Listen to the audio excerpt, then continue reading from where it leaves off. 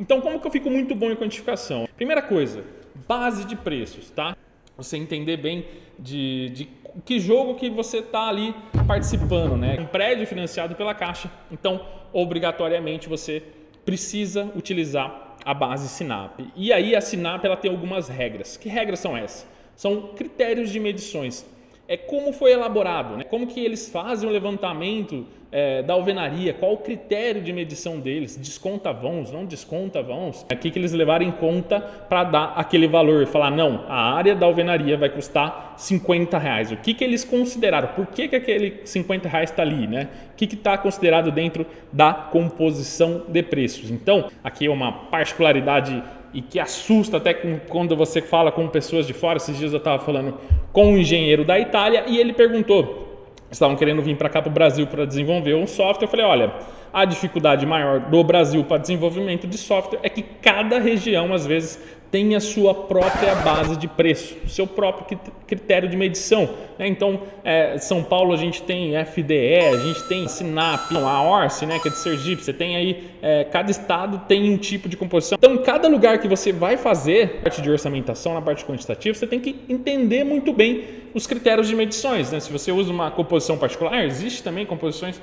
que não é de nenhum órgão, não é da Caixa, não é do FDE, que aqui é um órgão que faz parte de reformas de escolas, de construções. Você tem que entender, ler, procurar saber, entender quais os critérios, como que foi elaborado, o que eles levaram em conta. Dentro eles usam insumos e aí tem composição auxiliar dentro de composição, né? Tem que estar atento a isso, porque isso vai ajudar bastante na parte de quantificação. Então seria o primeiro item aí para você ficar muito bom. O segundo ponto para ficar muito bom é você entender o serviço sendo executado. Então a gente até tem um treinamento aqui no blog que chama Visita na Obra. Por quê? A gente entende que um bom orçamentista, um bom engenheiro de custos, ele tem a teoria aqui na base que a gente está vendo, mas ele também tem que desenvolver a parte dele de obra. Ele tem que entender como é feito na obra, né? Então, se você tem uma construtora, se você trabalha numa construtora, você vai entender que muita coisa que você faz no escritório na parte de orçamento, às vezes não acontece na obra, né? Você calcula a forma dos dois lados e embaixo ali numa viga superior. Aí na construção lá do prédio, vocês utilizam não só as vigas, mas tem a parte do fechamento de vedação e a alvenaria não tem a base de fundo. Então você calculou no orçamento, lá na obra você não está executando, né? Então tudo isso você vai com o tempo em escritório e em obra, vai adquirindo já experiência para calibrar, para ficar melhor no desenvolvimento do orçamento e sempre começar a evoluir essa parte, né, com obra e escritório, e isso melhorar as composições e ficar muito bom na hora de dar um preço de venda, ficar muito próximo da realidade, que é o objetivo do orçamento, né? A terceira aí é realizar na prática e conferir o resultado, que seria praticamente o que eu falei, é lá realizar, ver, né?